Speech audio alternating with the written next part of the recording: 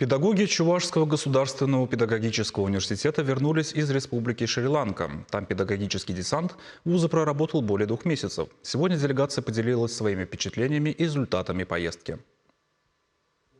Работали и учились без выходных. Наши педагоги и студенты Университета народной медицины в Шри-Ланке приступили к изучению русского алфавита и освоению произношений середины июля. Преподаватели ЧГПУ выстроили обучающую программу таким образом, чтобы иностранцам было проще овладеть языком, ведь в этом азиатском государстве практически никто не говорит на русском. Тем более в языковых системах есть ряд серьезных отличий. Например, в сингальском языке нет шипящих, им сложно выговаривать эти буквы. Еще один интересный факт, что в государственном языке ланкийцев нет будущего времени. Мы думали, что будет тяжело изучать русские падежи.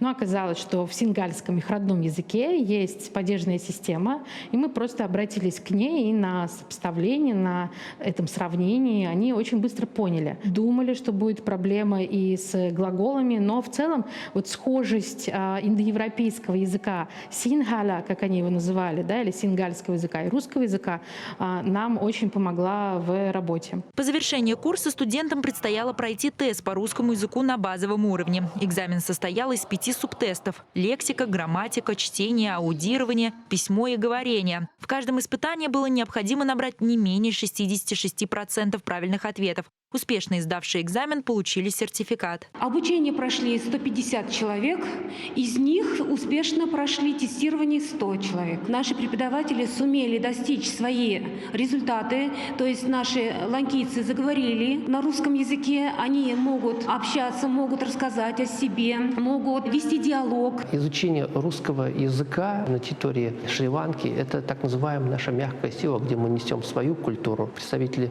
Шри-Ланки знакомятся с нашей культурой и тем самым познают друг друга. А начинается все именно с молодежи. Отметим, что Центр изучения русского языка и культуры был открыт 3 года назад. Его проекты уже были успешно опробированы в Киргизии и Узбекистане. В планах на ближайшее будущее организовать в Чувашии программы по изучению иранского языка, а курсы русского в Иране. Дарья Ананьева, Оксана Верликова, Виктор Степанов, Вести, Чувашия.